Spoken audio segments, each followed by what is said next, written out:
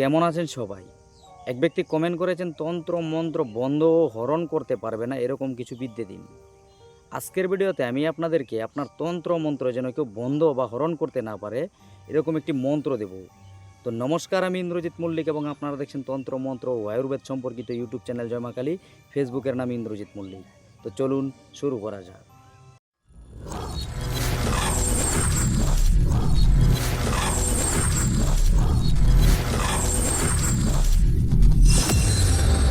দেখুন, প্রথম কথা হচ্ছে তন্ত্রমন্ত্র বন্ধ করে দেওয়া বা হরণ করে নেওয়ার যে ব্যাপারটা, আপনি যে গুরুদেবের থেকে বিদ্যা শিখেছেন একমাত্র আপনার গুরুদেবই পারে আপনার তন্ত্রমন্ত্র হরণ করে দিতে বা বন্ধ করে দিতে। এরকমটা হয়, আপনি কোনো ব্যক্তির উপর কোনো বিদ্যা অ্যাপ্লাই করলেন, ওই ব্যক্তি যদি সেরকম মাপের গুণীনতান্ত্রিক হয়, আপনার ওই বিদ্যাটা নষ্ট করে দিবে। আজীবন আপনি ওই মন্ত্র দ্বারা আর কোনো কাজ করতে পারবেন না।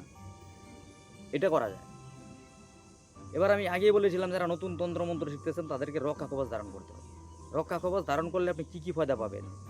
কোনো গুণীনতান্ত্রিক আপনার ক্ষতি করতে পারবে না। ভূত প্রেত দ্বারা আপনি কোনো প্রকার ক্ষতিগ্রস্ত হবেন না, সুরক্ষিত থাকবেন।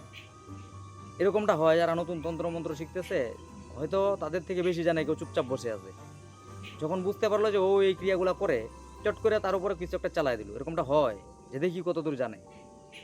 আমি নিজে অনেক দেখেছি এরকম।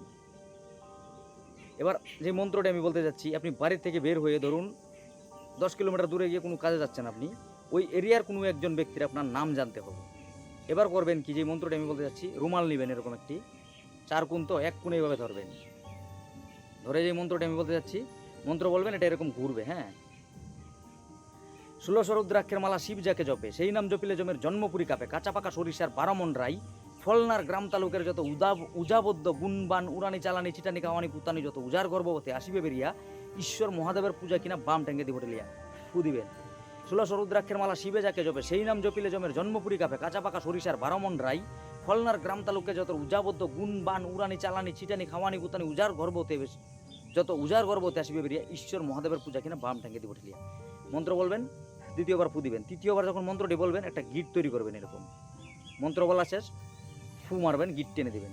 এবার এটা আপনি পকেটে রেখে চলে যাবেন ওই এরিয়াতে গিয়ে, যা খুশি আপনি করুন না কেন, ওই এরিয়াতে যত বড় গুণীনতান্ত্রিকই থাক না কেন, আপনার কোনো ক্ষতি করতে পারবে না। ওনার তন্ত্রমন্ত্র লক হয়ে যাবে এক প্রকার, আপনার ওপর কোনো ক্রিয়া উনি আর করতে পারবে না।